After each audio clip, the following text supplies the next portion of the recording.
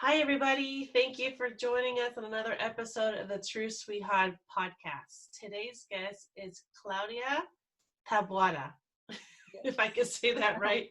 You got it. Yay! She is the author of Burnout to Unstoppable. And I can't wait for you to hear her story because I've just read this bio like 3 times. And in my mind, I'm thinking, oh my gosh, like what can she not do? But I know that it's been a journey and a process to get to where she's at now. So, Claudia, thank you so much for being on here all the way from Montreal. So I'm really excited. But Mhm. please, yes, tell our listeners your journey, your story. Yes. Well, thank you so much, Annette, for having me. Very happy to be sharing my story and to be, uh,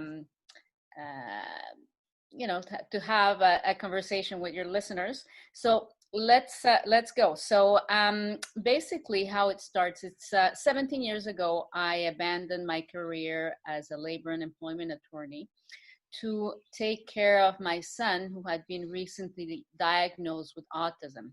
He was 2.5 at the time.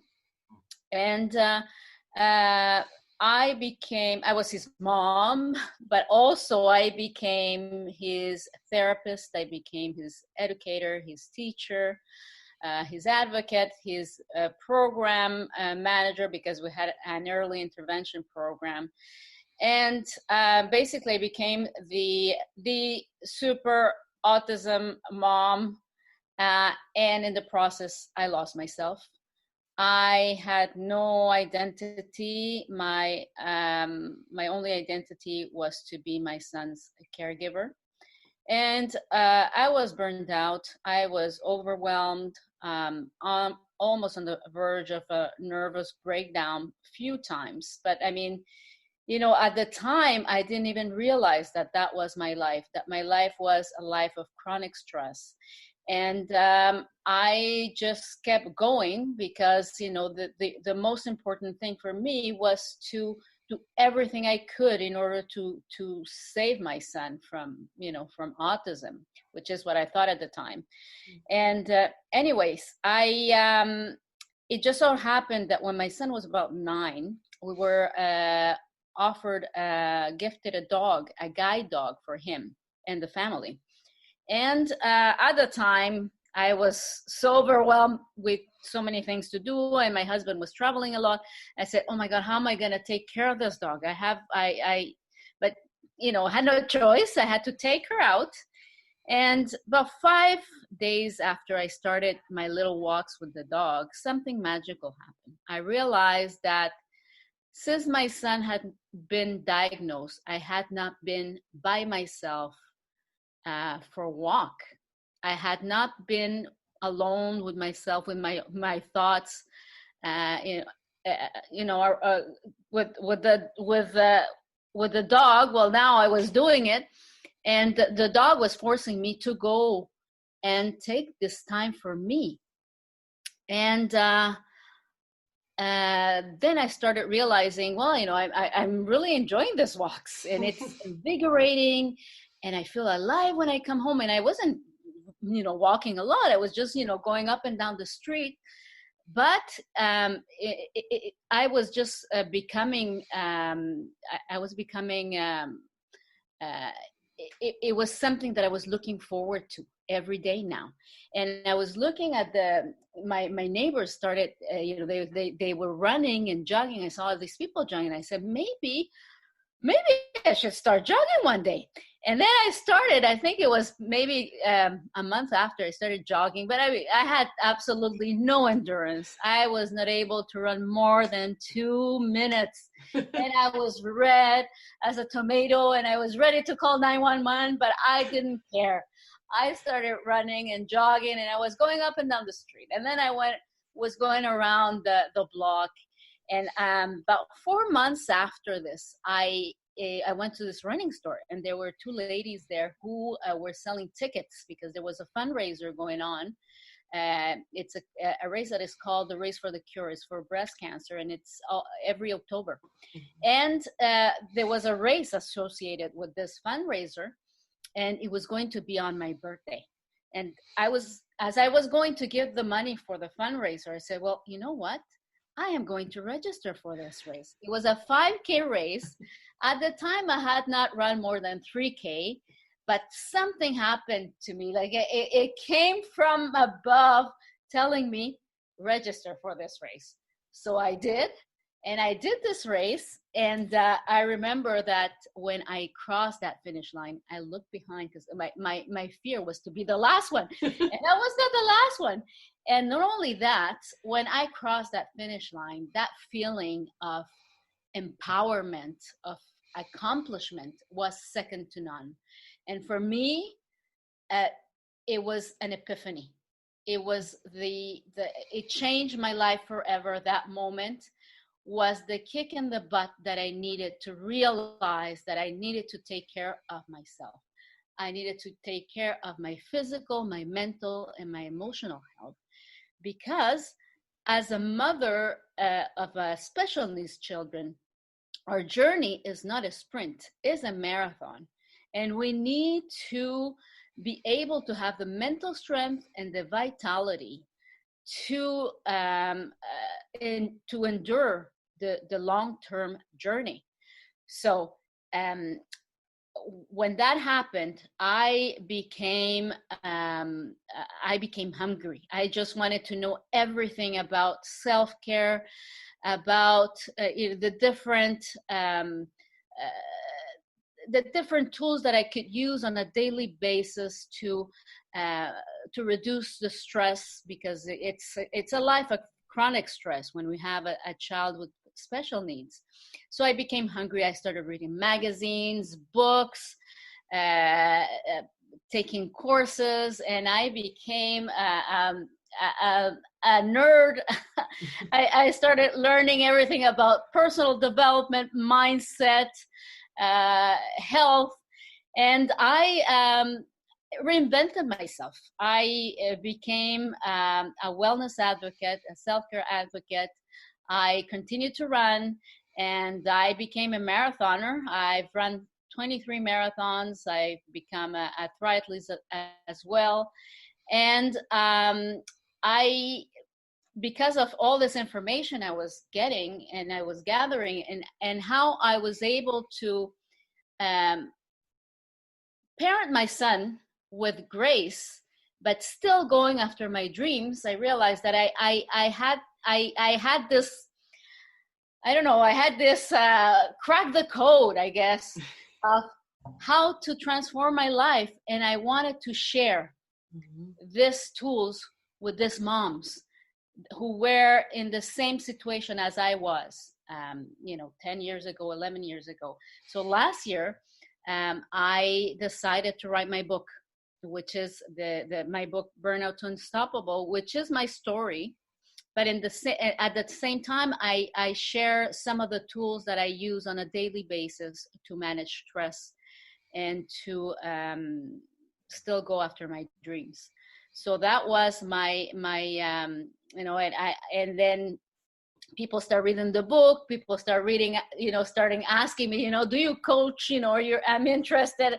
I want to know what you did and all that. So I'm writing my second book, and at the same time, I'm developing a program for moms, for any woman who's feeling burnt out, stuck, living in chronic stress, and who wants to transform her life. So that's a little bit of my story. That's incredible. And I'm listening to you, and I know I have some friends with children that have special needs, and I see this, I don't want to say struggle, but it is a struggle to keep going, to make sure that they're taken care of, and they often forget about themselves.